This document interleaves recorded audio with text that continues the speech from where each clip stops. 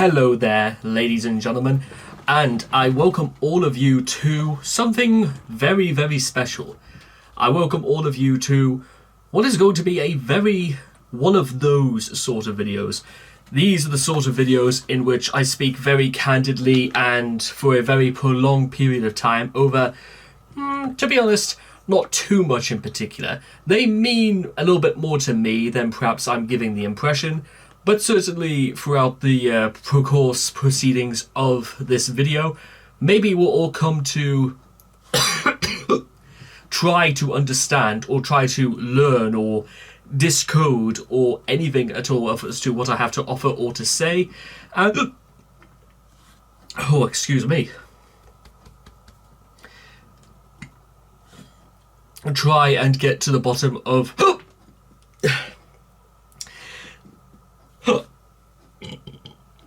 stop. Okay, well, let me okay, I'll tell you what, let me put out the first point across. Never, ever, ever have beer 2 hours before you're planning to start a video.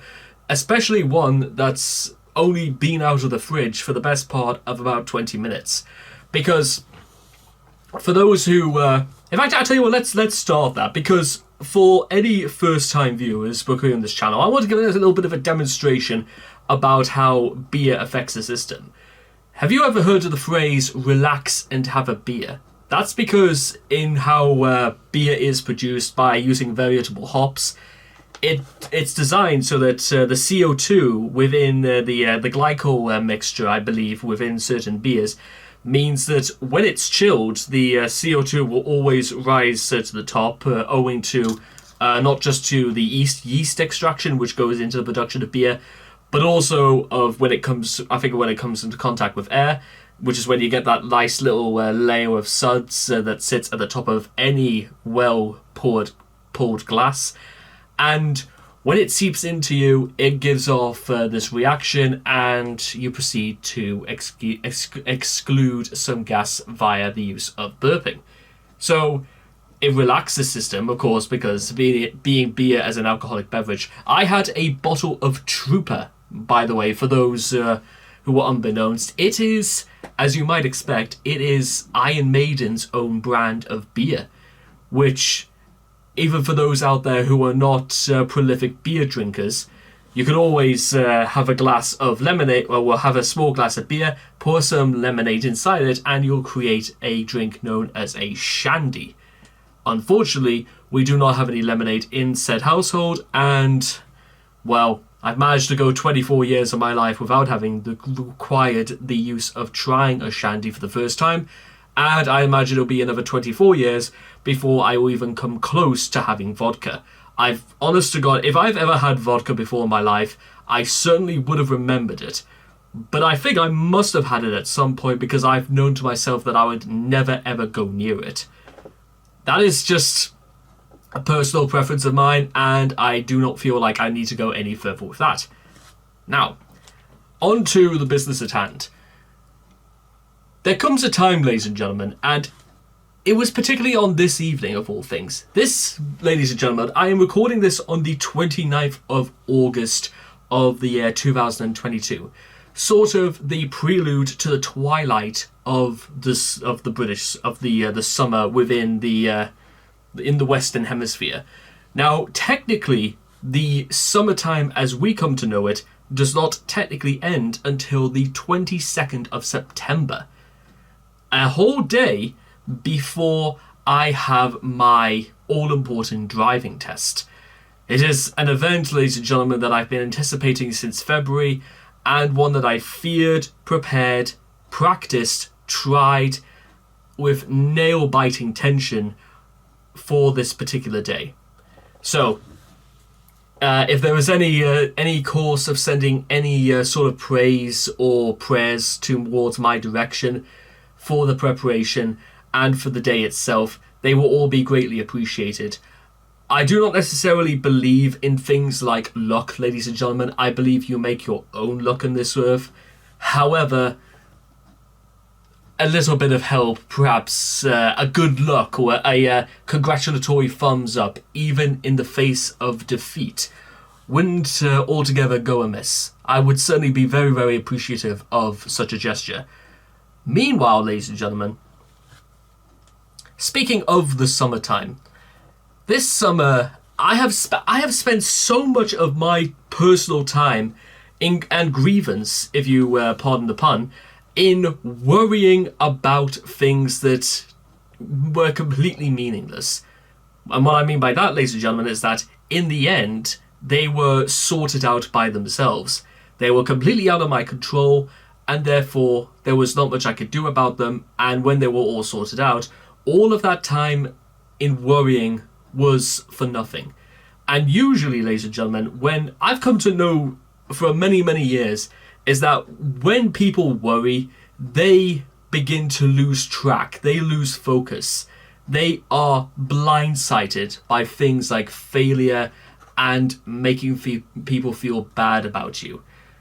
Misery, worry, all of those things, they play a much larger role in our lives, because if we could remove things like worry or failure from the modern dictionaries, I think there would be a great number of people alive today, ladies and gentlemen, who would have lived fantastically wealthy lives, those who would have been avatars, those who would have been select delegates, probably in any specific field. And I don't necessarily mean in an academic sense, in an economic sense, in a political sense, in a spiritual sense, in a religious sense, but as long as they were satisfied, that should be all that's mattered. Blessed are the peacemakers, for theirs is the kingdom of heaven. I'm not entirely sure if that is technically how it is.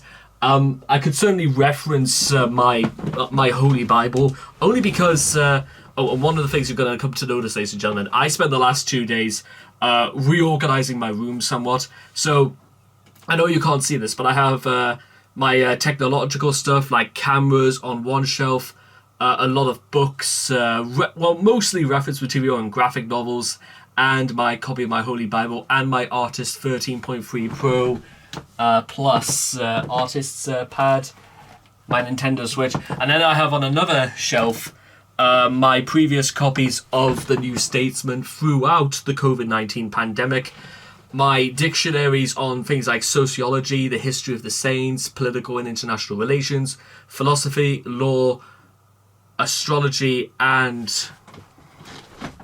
what I believe to be, critical theory. And then there's essays and theories on things like writing materials. And then there's all sorts of magazines for free workshops for things like Photoshop and Illustrator, which I've had for the better part of the last 4.5 years. Some people have argued what use any of these things are to me, but you know what? For reasons I'll get into later, in fact I'll probably get into once I've found the Sermon on the Mount, I'll try and look in maybe Luke's Gospel specifically for this, because it's not so much that it isn't my favourite Gospel within the Holy Bible, but only because it's one of the ones that I was always taught roughly when the churches began opening again during the pandemic. So this was about I think this must be like about mid-November of 2020 is when they opened the churches again. When I first come to know the phrase is that when you hear, if for those out there who are very keen readers, perhaps there may be divinity students out there listening to this, those that know the Bible, and I even heard this from my dad, because my dad got a degree in divinity and history when he was at university, is that Luke was the saint who always spoke of Jesus as a man of great hospitality. He described Jesus as a very welcoming, a very friendly man. And that's certainly in many ways quite different, because St. James is a man who, by today's standards, especially if you've ever been on a mobile social networking platform known as Twitter, would immediately label as an SJW, a social justice warrior. And despite no matter how many right-wing people, those who probably only spout right-wing nonsense because that means they'll get plenty of clout from their fellow comrades from that bracket in the political spectrum, and those who will throw around words like woke, meaning they're credible in discrediting people who, like St. James, was a man who believed a great deal in fair play. Meaning, ladies and gentlemen, that we have to be capable of treating each other fairly. And in perhaps one of the most famous examples is when Jesus spoke to the tax collector who was hiding up in a tree because he wanted to go and see exactly what Jesus was talking about. I think it was the tax collector who invited Jesus into his home, because the whole point of that story is that Jesus was trying to show that he not only loves those who are the sick and the lame, the downtrodden, the outcasted members of society, from blind, beggars, prostitutes. He was also towards people who were in much better positions. It should be that way, ladies and gentlemen, because it showcases a very important matter in things, that Jesus and God loves everybody equally. And you certainly hear a lot about it in the stories about Jonah. Perhaps maybe King David is a bit of a different example, because certainly later in life, during King David's reign, he incurred God's wrath in many of the things that he did while defending Jerusalem. I'm getting Zacharias. That's who he was called, but I'm getting a little bit ahead of myself. So let me see right now. The lesson of the fig tree, the great tribe. I wonder exactly if it is in this. There's a conspiracy, preparations for the I'll tell you what, I'll see if I can find it maybe in John's, because I know Luke is the last, then it goes to Acts of the Apostles, but I'll see if I can, maybe in Matthew is the mission, the coming persecutions, the contingency, messengers from the Baptist, they demand a sign, the chosen servant, the parable of the mustard seed. That certainly wasn't in Luke's, I can certainly imagine that. I apologise if I'm taking your precious time, ladies and gentlemen. I certainly imagine this is just, again, maybe a little bit more from my perspective in terms of how I'm trying to articulate who I am and exactly what all of this is about. Life is a bit like that, ladies and gentlemen. Sometimes life is questions without any answers. Maybe our journey is the biggest answer to all of them, is how we've dealt with them. Life is sometimes like that, ladies and gentlemen. There's no turning back. The transfiguration, let's see, the healing of the boy with the demon, the brother, the greatest in the kingdom, trespasses, the parable of the unforgiven servant, marriage and divorce, the entry into Jerusalem, the request, the cleansing of the temple. It's got to be here somewhere. Question of resurrection at the Mount of Olives.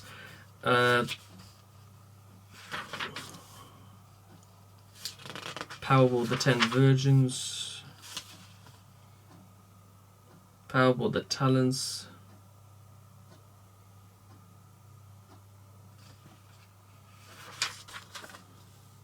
You know, I'll see if I can look it up instead. I'll do it that way, only because I don't want to waste people's time, but I certainly want to find the answer. You may also come to notice, ladies and gentlemen, I very rarely edit my videos to cut things out, mostly because it goes against my personal philosophy a little bit, that you can't cut things out of life. The things in life are both perfect and imperfect, with a greater emphasis on the imperfect, because I'm not trying to prove myself as being perfect. I'm not trying to prove myself as someone who is without my flaws. Absolutely. Sermon on the Mount.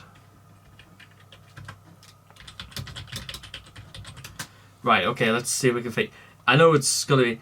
I know maybe Matthew's 5 to 7... That must have been... So, how did I manage to miss that?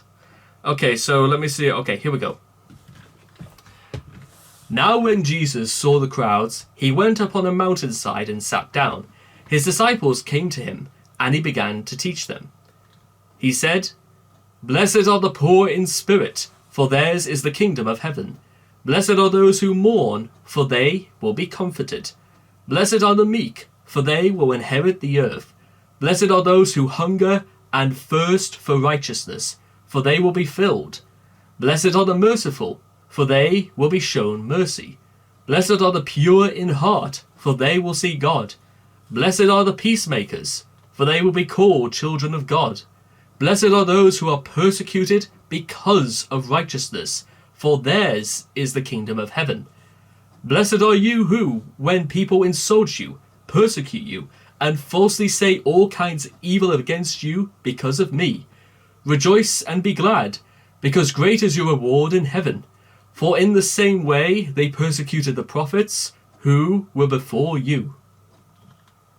You are the salt of the earth, but if the salt loses its saltiness, how can it be made salty again? It is no longer good for anything, except to be thrown out and trampled underfoot. You are the light of the world. A town built on a hill cannot be hidden. Neither do people light a lamp and put it under a bowl. Instead, they put it on its stand, and it gives light to everyone in the house. In the same way, let your light shine before others, that they may see your good deeds, and glorify your Father in heaven. Do not think that I have come to abolish the law of the prophets. I have not come to abolish them, but to fulfill them. For truly I tell you, until heaven and earth disappear, not the smallest letter, not the least stroke of a pen, will by any means disappear from the law until everything is accomplished. Therefore, anyone who sets aside one of the least of these commands and teaches others accordingly will be called least in the kingdom of heaven. But whoever practices and teaches these commands will be called great in the kingdom of heaven. For I tell you that unless your righteousness surpasses that of the Pharisees and the teachers of the law, you will certainly not enter the kingdom of heaven." Now, it goes on to explain a lot about the laws in terms of murder, adultery, divorce, oaths, the eye for an eye, love for... Actually, I'll tell you what. Just because this does... It does come into all of it, I take... I'll just say this right now. For those who think I'm talking like absolute nonsense in terms of like the things I believe from what I've been taught about religion or wrong, or certainly a lot about Catholicism, because trust me, certain things like Islam, Judaism, Buddhism, I know a lot of those very well. A lot of their teachings actually, you know what, when you come to understand them, they do make sense. There are some things I'm a little bit skeptical about because I think it is believed in like ancient Islam that there are only 4 colors of the rainbow, which based on more modern inclinations, mostly from the studies of Isaac Newton, there are traditionally 7 colors in the rainbow as far as we determine them, which is kind of strange to be honest, because I'm trying to think about this from maybe from like an Islamic perspective, because I had a conversation with somebody somebody who runs the shop not too far away from where I work, and we got into a discussion about the histories of Islam, about how I think it was about interpreting how Muhammad from 300 BC, because that's roughly round about when the teachings of Islam began, and there was all sorts about, is there such a thing, does Allah have an image? If Allah is perfect, then nothing else can compare to his level, which is certainly why if you see a lot of Arabic artwork or inscribings or stuff, or even like from an almost architectural perspective in places like Saudi Arabia, all over the Middle East, for example, none of them can technically ever be called perfect, not even from an aesthetic perspective, because you would be almost challenging the notion that it is equal to God or to Allah, which is, I don't really think is, if I ever come to do stuff like that, like I would have to like maybe write like maybe a thesis on architecture from from the Middle East or from Islamic countries, it certainly would not be wise, I would imagine. I'll probably put that in a disclaimer at the beginning. Now, anyway, murder. You have heard that it was said to the people long ago, "You shall not murder, and anyone who murders will be subject to judgment." But I tell you that anyone who is angry with a brother or sister will be subject to judgment. Again, anyone who says to a brother or sister, "Raka," is answerable to the court, and anyone who says, "You fool," will be in danger of the fire of hell. Therefore, if you are offering your gift at the altar, and there remember that your brother or sister has something against you, leave your gift there in front of the altar. First go and be reconciled to them, then come and offer your gift. Settle matters quickly with your adversary, who is taking you to court. Do it while you are still together on the way, or your adversary may hand you over to the judge, and the judge may hand you over to the officer, and you may be thrown into prison. Truly I tell you, you will not get out until you have paid the last penny. Adultery. You have heard that it was said, "You shall not commit adultery." But I tell you that anyone who looks at a woman lustfully has already committed adultery with her in his heart. If your right eye causes you to stumble, gouge it out and throw it away. It is better for you to lose one part of your body than for your whole body to be thrown into hell. And if your right hand causes you to stumble, cut it off and throw it away. It is better for you to lose one part of your body than for your whole body to go into hell. Divorce. It has been said, anyone who divorces his wife must give her a certificate of divorce. But I tell you that anyone who divorces his wife, except for sexual immorality, makes her the victim of adultery, and anyone who marries a divorced woman commits adultery. Oaths. Again, you have heard that it was said to the people long ago, "Do not break your oath, but fulfill to the Lord the vows you have made." But I tell you, do not swear an oath at all, either by heaven, for it's God's throne, or by the earth, for it has the footstool, or by Jerusalem, for it is the city of the great King. And do not swear by your head, for you cannot make even one hair white or black. All you need to say is simply yes or no. Anything beyond this comes from the evil one. Eye for an eye. You have heard that it was said, "Eye for an eye and tooth for a tooth." But I tell you, do not resist an evil person. If anyone slaps you on the right cheek, turn to them the other cheek also. And if anyone wants to sue you and take your shirt, hand over your coat as well. If anyone forces you to go 1 mile, go with them 2 miles. Give to the one who asks you, and do not turn away from the one who wants to borrow from you. Love your enemies. You have heard that it was said, "Love your neighbor and hate your enemy." But I tell you, love your enemies and pray for those who persecute you, that you may be children of your Father in heaven. He causes his sun to rise on the evil and the good, and sends rain on the righteous and the unrighteous. If you love those who love you, what reward will you get? Are not even the tax collectors doing that? And if you greet only your own people, what are you doing more than others? Do not even pagans do that? Be perfect, therefore, as your heavenly Father is perfect. There are technically quite a lot more of these to go technically, because it goes from giving to the needy all the way down through several chapters. And I'll tell you what, we'll go through. I'm don't necessarily sure if it's altogether necessary to go through. Well, no, it is necessary in a sense. But the point I'm trying to get at is that there is also a lot to be said about certainly about the way that a lot of laws nowadays reflect this sentiment. Well, in many ways that they do, because it's a very difficult one, because in many respects, there are many, many people who, by the standards about certain things that we know in society, would heavily suggest that we should not show any love for our enemies. Because some people would argue that some people in this world are so bitter that they would not be capable of reconciling, even if their lives depended on it. Now, to be honest, there are a lot of flaws with such an idea as that, because I don't necessarily believe, really for like an instant, that there are people out there living on this earth who generally would be very discountenanced from the idea that there are people who maybe not understand, but are willing to forgive them.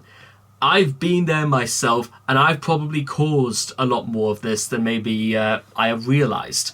But certainly, ladies and gentlemen, there would be many instances where people would have expected me to be angry with someone for the way they've talked about me, or I would have been very, very angry for the way that people have treated me and almost systematically decided not to take my side or to hear what I had to say whatsoever. Now, it is, however, part of the way of things that in our day and age, the notion of innocent till proven guilty is not quite dead and buried. Despite what things in the newspapers might say, one of the most recent examples was about footballer Ryan Giggs and his abuse towards several ex-partners, I think.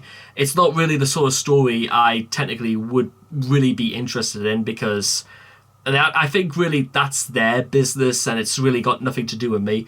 But what is of note is the attitude that the Sun newspaper usually does take towards these things. They usually print things out that will always make those accused seem like they are stuck in a corner. Because, well, for one, there are many things to say that usually accusations that come against somebody for abuse, but not just one case, but for dozens of cases. The famous the Operation Yewtree is one that I think for me sticks very close. But there are also things about the child sex gangs run by British Pakistani men all across places like Rochdale, Blackpool, all across like Lancashire and Yorkshire and places like that. A lot of those things do come to mind, because if there is substantial evidence, then what exactly are people going to think? If there's strong evidence, and I could have also thrown into the case of Amber Heard and Johnny Depp, because in those cases I mentioned earlier, there is substantial relevance to all of them, not just to first-time offenders, not just to repeat offenders, not only to those who are working in some sort of criminal organization to and not only encourage but to distribute grooming and human trafficking for sexual exploitation.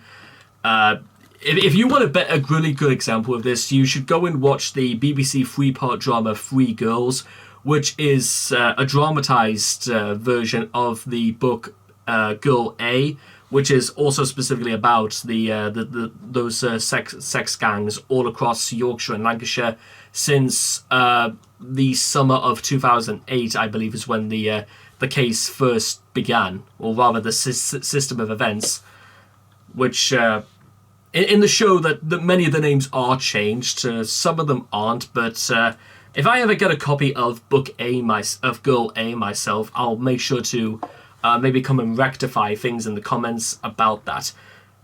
But anyway, back to what I was saying about attitudes. And attitude is along with accountability and responsibility, attitude is certainly one of the big highlighted words of this year, if you ask me.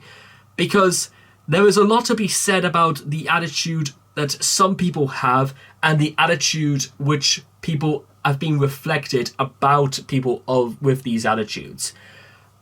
Now, I don't want to necessarily sound like a broken record by saying that the Ukrainian war, which, let's be completely honest here, that's exactly what it is. It's not an invasion, it is a full-blown war between Ukraine and Russia is one that is solely being caused by, you could immediately say, President Vladimir Putin. And in terms of like what exactly, maybe years later when Putin is dead, and maybe even Zelensky, president of Ukraine, I think he's president or might be prime minister, but there will come a day when we'll finally understand exactly, because it's not just about what's happened in 2022. I remember back in 2014, around about like the middle of February, there was conflicts between Russia and Ukraine on the Ukrainian border that lasted for about a couple of weeks, and then it sort of went away after this. And the attitude, certainly among the rest of the world, was to immediately starve Russia so completely of its supplies that they would have to almost not surrender, but draw a retreat. Because Russia has, for many, many years, done these sort of acts, these sort of invasions. I think there was even one in the Czech Republic, or it might have been Czechoslovakia back then in like 1975. There was an invasion of some description round about the middle of Europe, in like Eastern Europe.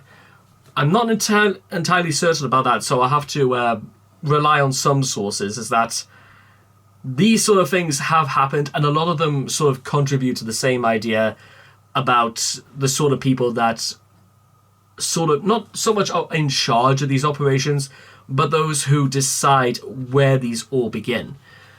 And unfortunately, ladies and gentlemen, there's a lot of people say that, Putin is sick, he's a dying man. A lot of people have made speculations that he relies on steroids to being able to operate, that he suffers from, I think it was some rare form of blood cancer. These are all speculations. And the attitude, again, to return to the idea of the press, specifically the British press, or rather more specifically the British tabloid press, or let's be more honest here, the British tabloid rag, otherwise known as the Daily Star, seems to associate the idea that, well, actually, no, to be even more specific, even lower than the Daily Star, the Sport, which, if you have ever read the Sport, you probably already know what I'm talking about, because to call it a newspaper is the lightest. To call it a comic is very, very light. And is an actual disservice to the term comic, because they print stories that are not only so unbelievably lies, and clearly they have about as much respect for journalism as Boris Johnson has respect for authority and the rules. They will, but the Sport will print stuff like Vladimir Putin spotted in a bingo hall in Hull, in Kingston upon Hull. I don't know why, or I don't understand what the logic in printing something like that out is. And remember, the Sport is not a daily newspaper. They print out one story. They print out one paper. It carries on the next day. So you pick up a Sunday's copy of the Sport, and it gets printed, and then you pick it up on Monday. That's immediately old news. Whatever's been said and done in that will prove it to be lies or very falsely associated with the truth. So your guess is as good as mine as to how reliable you can ever use the Sport for. Very, very rarely does the Sport actually talk about sport. It's very rarely do they have football on the front page. They have never had rugby on the front page, never had cricket, never had cricket, tennis especially. No, they would never have tennis on the front. In fact, I've made this remark once before, that the real name to describe the Sport is The Game, because I don't necessarily know if it's a Paul Raymond production, but well, I to avoid this video getting age restricted, you can take a very, very strong guess as to what that means, especially if you have any idea as to who Paul Raymond is and his empire of filth. Blue, it's all blue. They shouldn't have like the tabloid for the Sport. It shouldn't be red, it should be blue, if you ask me. But what's, again, the attitude of the press is something that's it's something that's it's baffling to me, because it's not just it's a lot of people have said to me that the press as we know it from newspapers is something that's slowly beginning to die out, not because news is so easily accessible through the use of technology, not only because word of mouth springs almost far faster than it will take for one production to print out a story, make it front page news, and then get it to it the next day. By that time, everybody, from the milkman to the dustman to people who are out of work, everybody would have heard of it by then. So some people would say immediately that it's slow, and also in particular, if you've ever heard of a newspaper called the Daily Express, not the Daily Mail, the Daily Mail, they walk around as though they talk high and mighty so much about the Conservative Party in the United Kingdom, as though they were a faith, as though they were chosen to lead. The Daily Express express their opinions as though they are the law. And what I mean by that is, there are some things that the Daily Express will print out which you could take a look at it and you will know immediately that it's either A, lies, B, bordering on hate speech, or C, and it's very rarely they do this, on C, they will get... Well, actually, no, the C is a very different paradigm. C is the territory of where they say things that kind of make sense, but not for the reasons you would immediately suspect.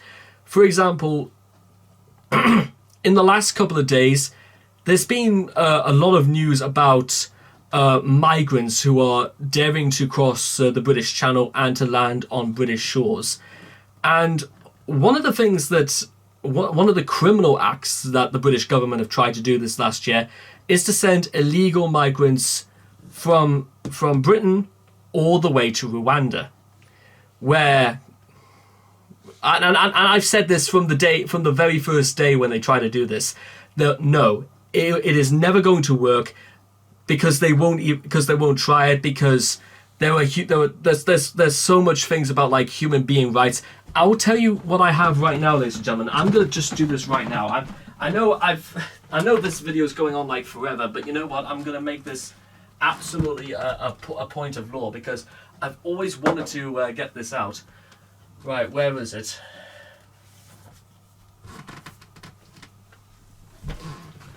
This is a one of many short introductions, and it is about this one is specifically about human rights, and that goes also in the cases of criminals, ladies and gentlemen. And it would probably go into the way as to why we don't have things like death sentences and executions in Great Britain, because I'm not necessarily sure if it's specifically about all across the world. But let's see what it might say here, because there's a lot about this to decode. And also, I could probably dig out my things about law and sociology as well. Looking at rights, historical...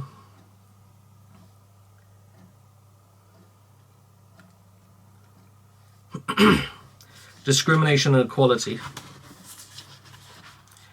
Because this is another very important point, ladies and gentlemen, is that if you're going to go into politics, and if you want to even discuss the law, or if you want to be a lawyer or anything like that, the first thing you have got to do before anything else, before you can even open your mouth, is you've got to know what you're talking about.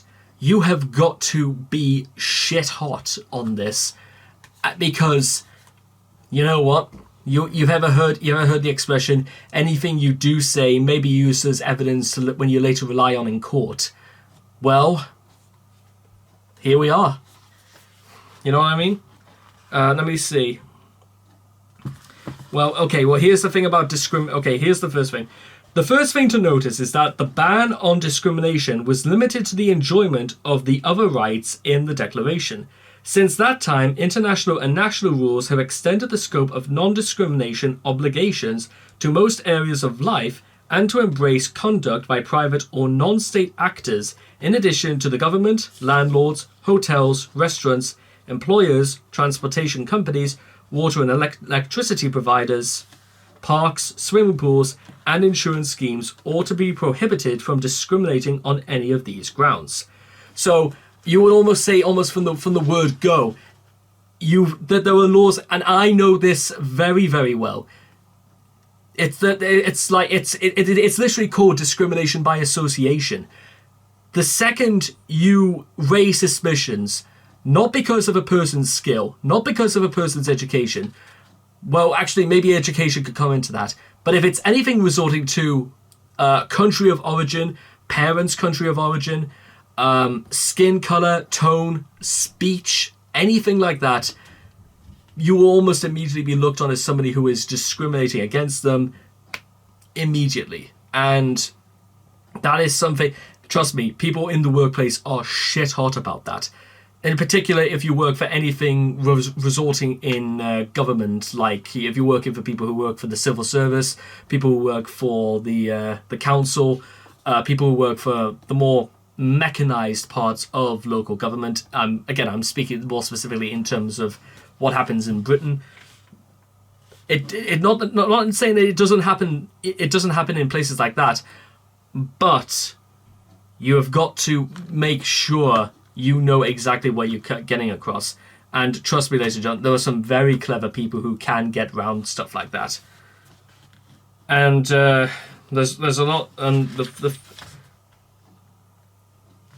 and again, when talking about laws and how when on the very day when they were planning to send the very first plane, French courts immediately shut down the plan because they were not allowed to go over French. I think it was like French airspace or anywhere surrounding like the mainland of Europe. And what this has led to, ladies and gentlemen, I don't know necessarily if it was because of this incident, is that last week when Liz Truss was asked whether or not President Macron, current president of France, was a friend or an enemy, well, Liz Truss had a very, very interesting remark upon that. In fact, I'll bring it up right now. I'll show you guys what I mean.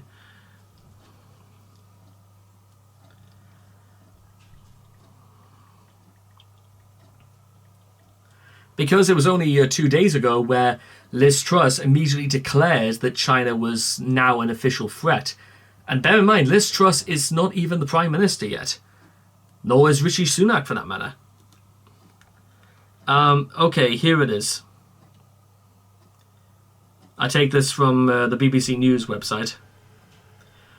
Foreign Secretary Liz Truss, Foreign Secretary, bear that in mind, Liz Truss has been criticised after she has said the jury was still out on French President Emmanuel Macron. Her remark came as she asked if Mr Macron was a friend or foe of the UK at a Tory leadership hustings. She added that if elected PM, she would judge him on deeds, not words.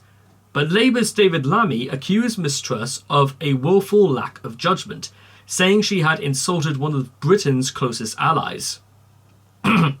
Miss Truss, widely seen as a clear front-runner to the next Conservative leader and Prime Minister, made the remark at the penultimate leadership hustings in Norwich to loud applause.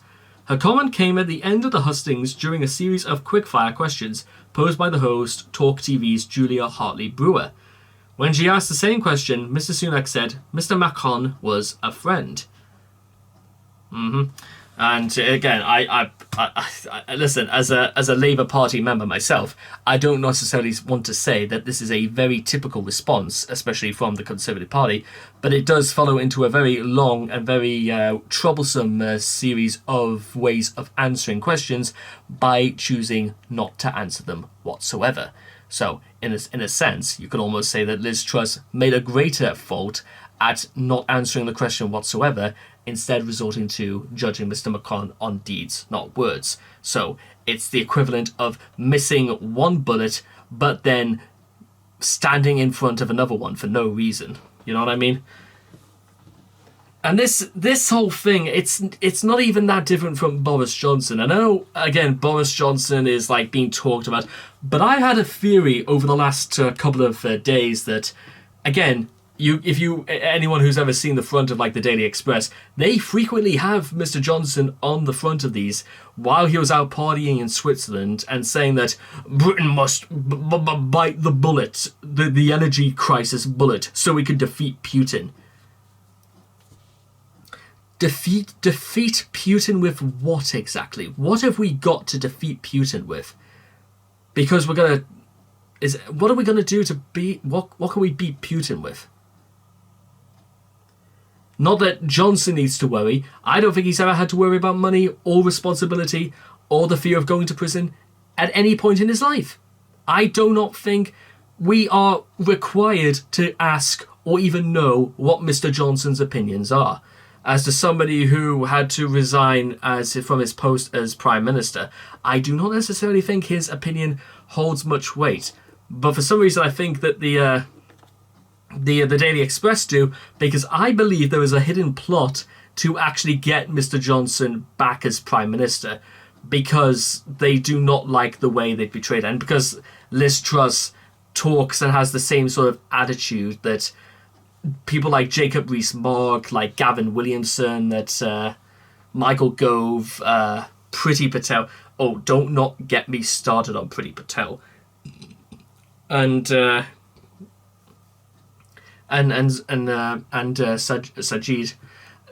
Oh God, it's a terrible thing. But the thing I've always had about those sort of people is that it's not only that those are the ones in charge, but the attitudes of those sort of people are also the ones in charge. That's how scary that notion is. And listen, I do not need people to tell me exactly that I don't know what I'm talking about. I'm here. I'm watching all this go down. I read the news. My mindset is perfectly clear. And there you go, ladies and gentlemen. That's just how it is. I should not be required, ladies and gentlemen, to sit back. I've been trying for a very long time to devise a sort of like an introduction, because I have a book up on my shelf there. It's like an introduction to British politics. And I think it begins with "The Lord has his castle and the workman has his gate." But I think I could come up with one better, like a 10 Commandments of politics. And I think it begins with persona is political. You have got to have your say. Making somebody look stupid does not make you look clever. Know what you're talking about. Stand by with what you say. Respect. Hustle, loyalty, and respect. And there's probably a lot more as well that I've been we should we should be learning how to work I think that should be like the last one. We should be learning to work together, not fight each other. It's because I think that there is a great simplicity in that. I think it's a very, very simple one, and I think it's a very good one. In fact, this even went so far that I actually started to write an anthology book of modern fairy tales, all of my own work. And the first one was a very politically socialism sort of tale. The tale about a giant who's hated, who contributes nothing to society. He finds work. He's found to be very useful. He begins to shrink. The idea being, ladies and gentlemen, is that when you are unemployed, you are literally seen as a walking great husk, a black hole that sucks up everything in its path and gives nothing in return for it. But when you find it work, it becomes useful and it blends in, meaning that every human living today is basically a giant in disguise, because you become more noticeable when you stand out. Or you always become more noticeable when you stand out. And certainly when you are causing more harm than good, which is, again, the way that society takes a very discountenanced look towards the unemployed. Especially because if the Right Honourable Chancellor of the Exchequer has said that millions of working class people will fall out and lose money and struggle this coming winter, not just the unemployed. That sets the benchmark for how arrogant people like that are. And believe me, ladies and gentlemen, that is what we've got to understand, that they do not know exactly what goes on in the real world. They do not know what goes on in the country they live in. Because people as rich as that do not have to associate with working class people. People like that do not have to associate with regulations or things like, can we afford to go out to this place for somebody's birthday? Or can we afford to keep the heating on for maybe another 2 days in the evening for 2 hours? When people... The president in this day and age, ladies and gentlemen, is that if you are rich, it means that you still have no trouble whatsoever of getting whatever you want in any quantity or any capacity without too much inconvenience. Now, ladies and gentlemen, we are finding that the tide is starting to roll back, and these sort of people, these very different sets of giants, are beginning to see themselves be stranded, because in many ways they're becoming even more noticeable than the unemployed giant that I spoke of earlier, mostly because those are the people that get talked about as much as every day, even more so because we know their names. Very, very rarely, ladies and gentlemen, do you ever see a paper, a story about an unemployed person, and we know they're on about the same level of knowledge. Well, on the same level of public knowledge, like they fall into the public eye, rather than someone like James Corden or Piers Morgan. You will never hear of a person, maybe an unemployed man living in Hertfordshire somewhere, who will ever be like a constant talking point. They won't appear on stuff like Andrew Marr. They won't appear on stuff like The Right Stuff or on BBC News or Question Time or Newsnight or anything like that, because the idea is, what exactly have they got to contribute? Or even barring that, why should we hear what they have to say? And that's, again, even for working class people, that is one of the great... I've discovered, and I learned this from Jerry Springer, that's one of the great tragedies of the modern age, is that there are people living, ladies and gentlemen, with access to the internet, access to social media, access to become a sensation overnight. However, whether you want to say it's an Andy Warhol 15 minutes of fame, or, and this is the other reason why I think I do it, and I'm gonna get onto the subject of Andrew Tate in a second, but hear this one out. Jerry Springer famously said that there are people that go on his show who have parents who don't listen to them, who have kids who don't listen to them, who, if they're in work, they are never asked about what their opinions are, who are never asked what they think of this, that, and the other. For 15 minutes, maybe even less than that, maybe for 5 minutes, they have people who listen to them. They will get flown all the way out to New York City. Probably the first time they've ever been on a plane. Some of them don't even, go on with their full names. Maybe because they are very well known, for better or worse, back home. There are many, many cases, ladies and gentlemen, where I think they just do it because for once they'll have somebody who listens to them. And that's, Paxman put, that is one of the most tragic things you could possibly imagine. Maybe you could say it was the same case for the Jeremy Kyle show when it was on, but that was a very, very clear case of exploitation, where they did make people from unemployed backgrounds, from the British underclass, as reality TV stars. But unfortunately for that, ladies and gentlemen, again, it's not because they had anything interesting to say.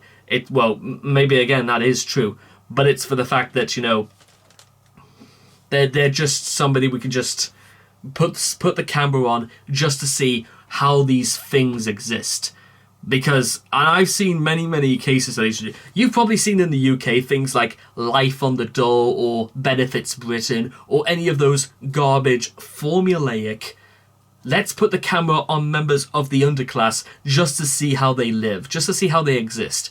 It's the static equivalent of taking a camera and peering at animals in a zoo. That is all those shows are. Because there are things there that admittedly are the people's own fault, like having their kids eat off the floor, not because there aren't any chairs or tables available, but just why would you ever want to showcase something like that on television? It's not only incredibly poor taste, but there is also the speculation as to whether or not they're asked to do that, or like in many cases perhaps of those of the underclass, ladies and gentlemen, and those who are destitute, they'll be asking for money, or they'll be paid money from producers or from the companies to do so. There's no proof of anything like that, and I really wouldn't know how I'd even go about trying to find if there is any truth to any of that. But you can understand, maybe from my perspective, ladies and gentlemen, there is not only... You wonder why. What is the purpose of stuff like that? If it's not to actually help out these people, then what is the purpose? There's got to be a purpose behind it. And if it is for the purpose I imagine it's for, literally just to, again, like animals in a zoo, just to see what happens, then I think we'd have to have a very, very serious conversation about, again, the attitude that a lot of people have towards the underclass, towards people who can't speak up and defend themselves, towards people who will not be listened to. I feel a lot like that in many ways, but I'm more than fortunate to actually be in work for more than 2 years at this point, and I do know a lot of people who are very respectful and who do listen to what I have to say, but not to the extent that I'm doing right now. I think if that makes sense. The things, what goes on at work, you would never hear me talk like this, just because, well, one, I don't think people are that interested most of the time, and then it's not really like the sort of thing that you would say in the workplace. You never really want to get into conversations about like religion, politics, or the sexes or anything like that. That's some of the things you just don't do in the workplace.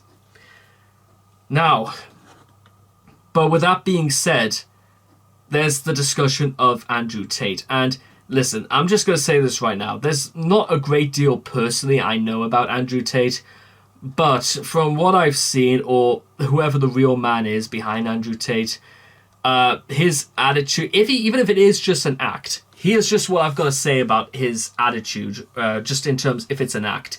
One, it's not funny. Second, you're setting a very dangerous precedent in what he says. Because it's not just because he is saying it. It's not just because people listen to him for some reason. But because if you've ever seen... And I visited Hustlers University just to see what it was like. It just showcased that through who he was able to make himself a millionaire without needing to go to university or college. It sets the idea that if you have money... that is literally all that matters. And it also means you can say whatever you want, you can do whatever you want, and you will face no consequences whatsoever. Do you really think being banned from Twitter, Instagram, Facebook is actually ever going to stop people like Andrew Tate? No, it doesn't. And that's the thing. And I don't want to have to I use this term pretty much, ladies and gentlemen. If that is like what Andrew Tate's modicum is all about, in that it's all about like a power struggle, that as long as you have power, meaning if you have money, anyone will take anything you say seriously, and it will encourage more people to follow it, like a cult sort of basis. But as far as I'm concerned, ladies and gentlemen, it seems like the sort of thing that would open the doors once again to fascism. Because some of the things, and I'm going to reference this from right now, because let me just to get it right here, because I'm pretty sure I'm absolutely going to be quotes on... I love how when you put in Andrew Tate quotes, the first thing that comes up is funny. I understood that is, again, that's even the attitude towards Google apparently, but maybe it's just because that's the most But let's just go through one thing right now.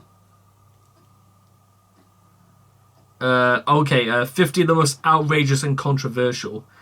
I have some people have argued that being controversial, like being edgy, is sort of like establishing a new way, is establishing maybe something we've never ever tried before, because it was a very interesting idea, but something that has like dangerous or something like revolutionary connotations to it. But then there are also some things that are just straight up nobody would ever try. So let me see right now. Male targeted self-help. He says male targeted, but it's more male predatorial targeted. Like he targets people who think this is a get-rich-quick scheme, and if you just do as he says, then that means you will get to having millions of dollars and saying, what colour is your Bugatti? Since his rise to prominence, Tate has given viewers a plethora of sound bites. His supporters share them like golden nuggets of knowledge that hold the keys to feeling themselves from the matrix of Western society. Most people, though, see them for what they are: nonsensical ramblings of a man desperate to earn money by taking advantage of gullible punters. Some say Tate's controversial persona and abhorrent comments are all an act, but his very real legal troubles tell a different story. He's been investigated over allegations of rape and human trafficking. And as I said for a very long time ago, ladies and gentlemen, you get accusations and stuff like that. That again, there's got to be a lot of evidence to suggest stuff like that, because again, it's not just the sort of thing you can throw about. Believe me, ladies and gentlemen, you can't just say it. Okay, and here's the first one. I do not know how to administer CPR. However, I will not administer CPR unless you're a hot female. If you're some fat dude and you just had a heart attack and I don't really know you, you're gonna die. No, not even if you're a friend. If you're my friend, you just can't be a pussy. Well, I had a heart attack. Get the fuck up. Fuck's wrong with you? Go hospital later. Have a drink, cigarette, cup of coffee, back in the game. Fucking having heart attacks near me, you little pussy.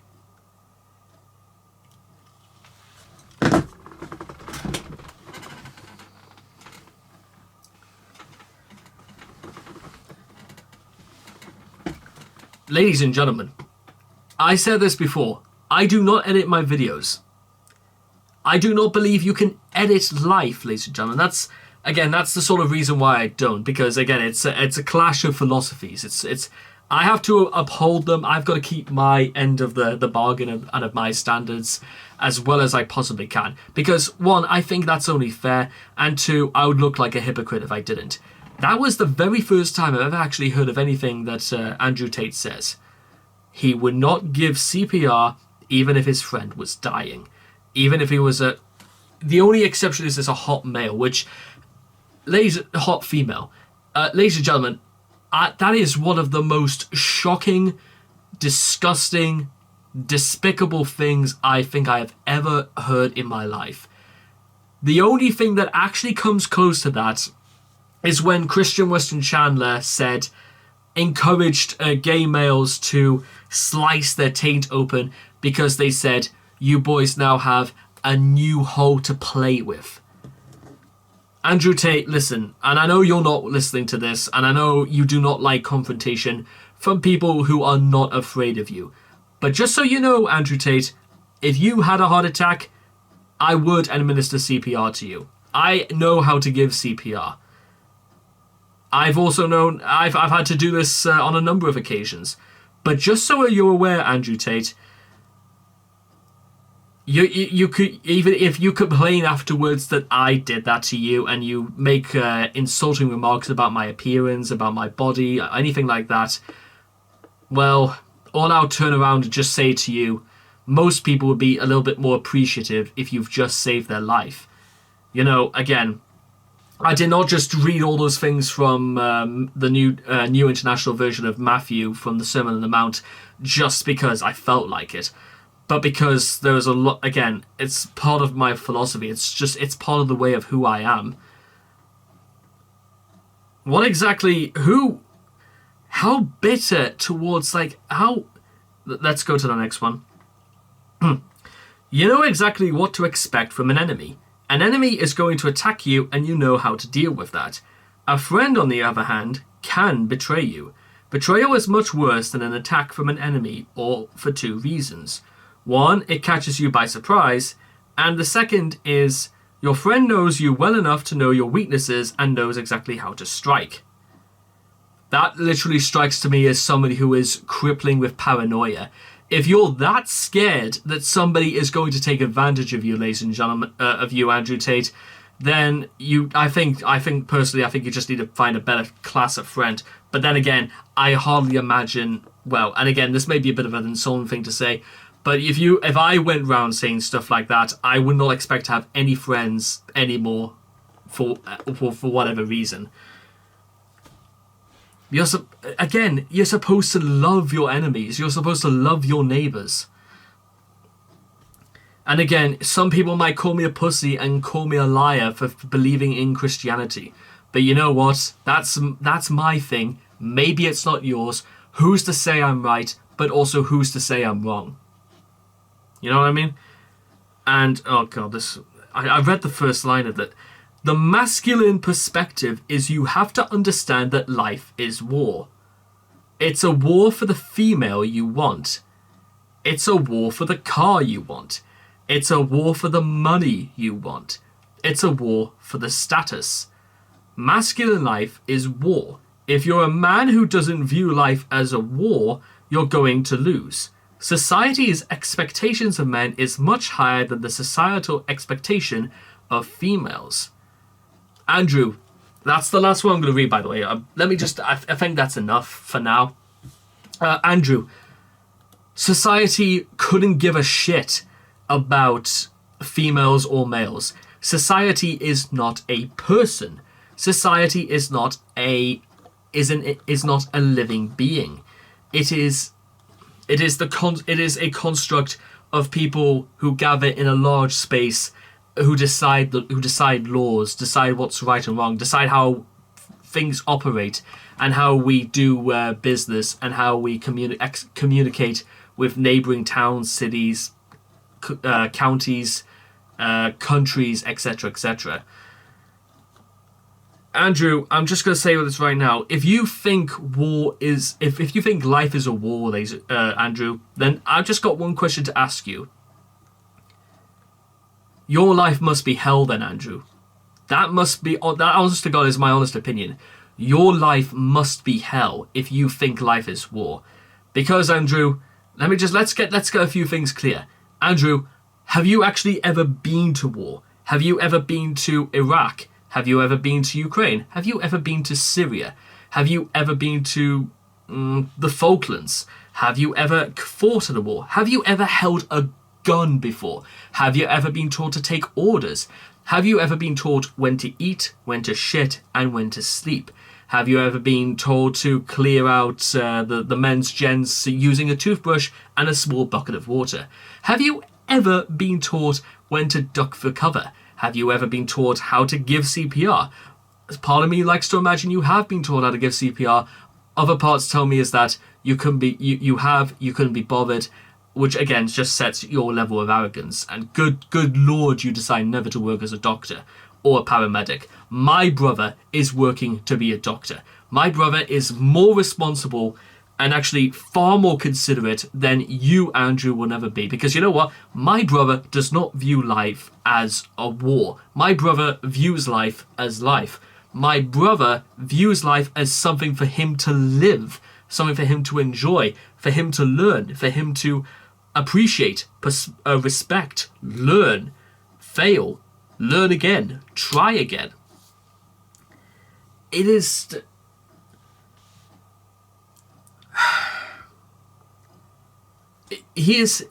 Andrew's personality stands out as someone who is so fixated on the fear of losing that is the only reason why he's succeeding.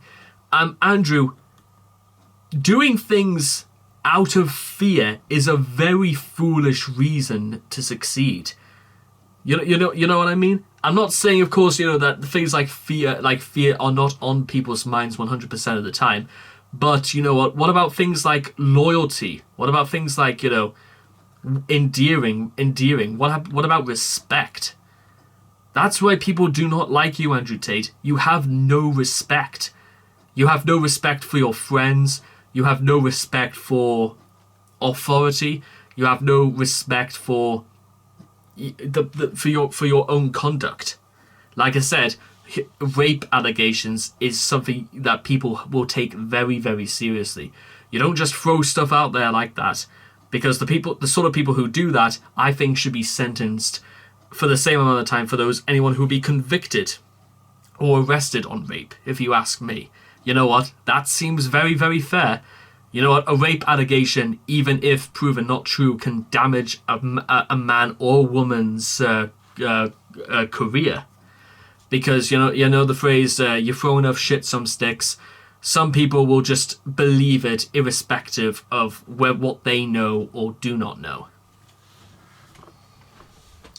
God almighty, I've been doing this for like nearly an hour and a half, and the whole point, ladies and gentlemen, and I'm going to come to an end to all this, is by saying one thing.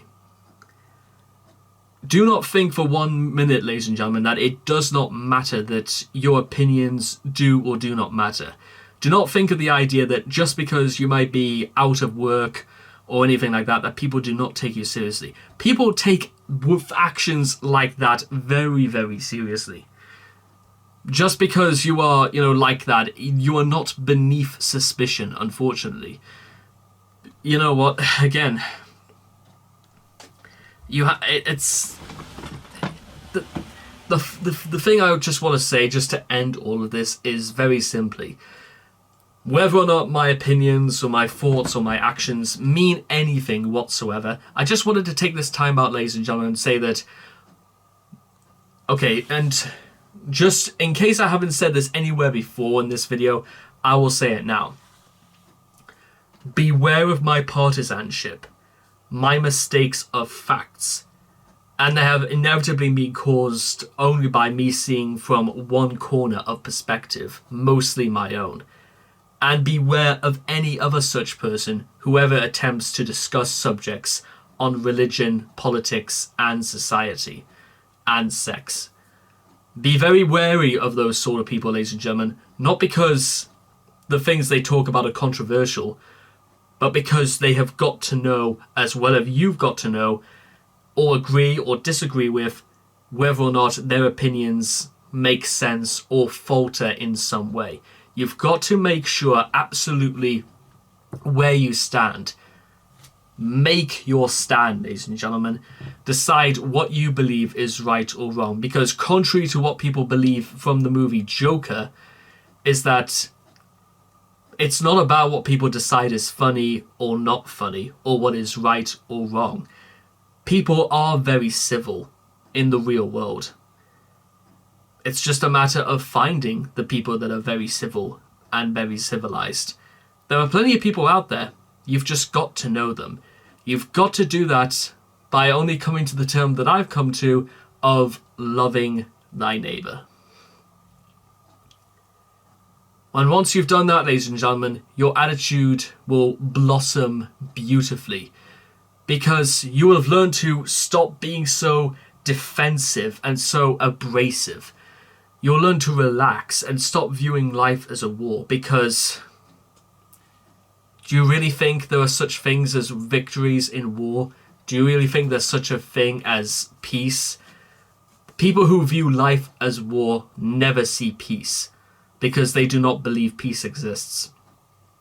It's a sad state of affairs, ladies and gentlemen, but that's his decision, and I think people remember his decision. You pay the consequences for the choices you make. And with all that being said and done, good night, ladies and gentlemen, and have a very, very good afternoon. Take care, and good night.